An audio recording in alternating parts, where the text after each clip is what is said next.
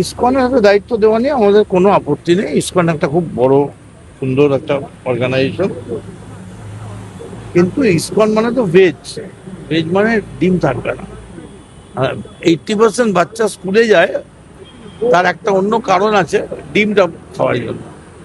এবং আমরাও সেই ব্যাপারে আছি, ডিম ডিম এবং মানে ডিমের কুসুম সব খাওয়ার পর ডিমটা খাবো। তো সেখানে ডিমটা না থাকলে বাচ্চারা কষ্ট পাবে। ডায়েটিশিয়ান হয়তো বলবে যে আমি পুষ্টি ম্যানেজ করে দেবো।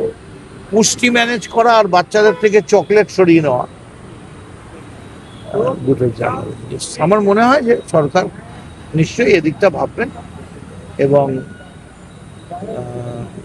শুধুই তো পুষ্টি নয়, বাচ্চাদের স্কুলে যাওয়ার একটা আকর্ষণও থাকে। এবং এই আন্ডেটা এমন আকর্ষণ যে সানডে या মানডে রোজ খাও আন্ডে, তো এটা একটা স্লোগানই রয়েছে। হাউএভার আমার ধারণা সরকার নিশ্চয়ই চিন্তা করবে।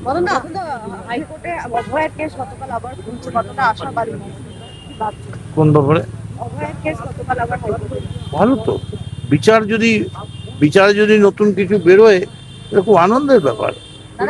সত্য সন্ধানে সত্যান্বেষীরা সবসময় লড়বে। বিবেকানন্দও বলতেন যে ট্রুথ উইল কাম আউট।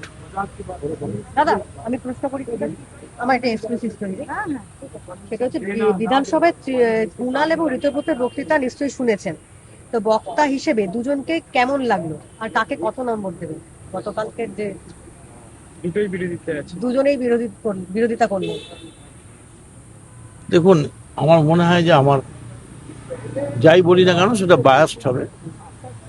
অন্য কাউকে জিজ্ঞেস করুন, আর যদি একান্তই আমায় জিজ্ঞেস করেন তাহলে কুণাল 100-100 আর ঋতব্রত -0।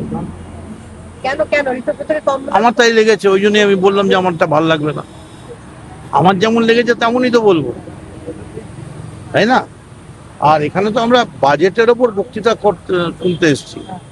বাজেটের বাইরে রোমারোলা, ম্যাক্স মুলার, ম্যাক্সিম গোর্কি এই করে তো লাভ নেই না। লেলিনগ্রাদ, স্টালিনগ্রাদ,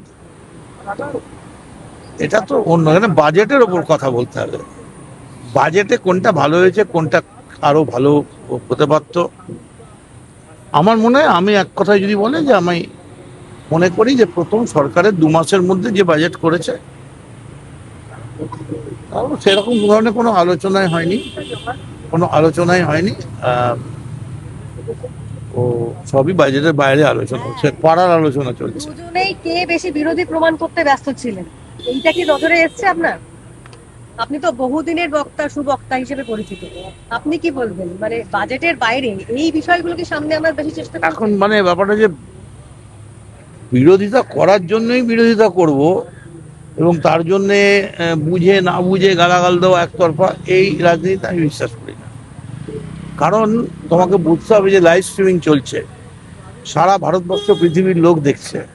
সেখানে আজকে বাজেট বক্তৃতার উপরে যেগুলো চলছে সবই লোকাল, কার কি ইনসিডেন্ট হয়েছে, কে কি বলেছে, এইসব। বাজেটের উপর সেই ধরনের কোনো ভালো আলোচনা হলো না, কিন্তু আলোচনার অনেক সুযোগ। আরো ভালো ভালো খবর দেখতে সাবস্ক্রাইব করুন বাংলা হান্টের ইউটিউব চ্যানেল।